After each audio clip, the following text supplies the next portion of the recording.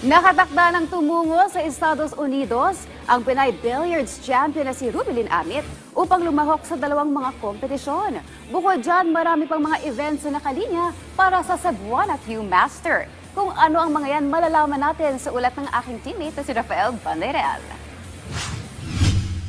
Magiging busy ang schedule ni Filipina Billiards champion Rubilin Amit ngayong taong 2025. Bukod kasi sa lalahok ang World Games sa Chengdu, China, makikipagsapalaran din ang Pinay World Champion ngayong buwan sa Estados Unidos, kung saan dalawang kompetisyon ang nakatakda niyang salihan. Ang Kamui Las Vegas Women's Open, pati na rin ang Mixed Doubles Las Vegas Open, kung saan makakatambal niya si Francisco Bustamante. Pero hindi lang yan ang nakalinya para sa kanyang kalendaryo ngayong taon.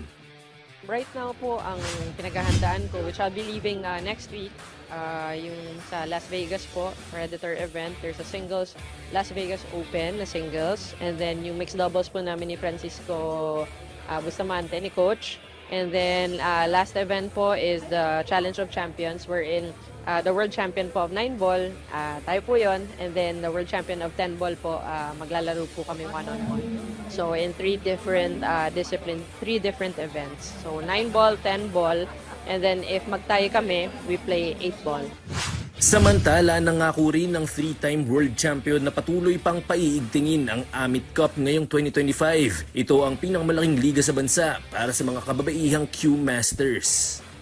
To be honest, talagang it's a challenge for us also because talagang parami ang ating mga lady players. It's a very welcome challenge. We're hoping to grow it even more, and tama po kayo, talagang marami ng babaeng players ngayon na lumalabas at ang gagaling po nila. I'm sure kung ano man po yung naabot ko, mas mahihigitan pa nila. More world championships po for these lady players.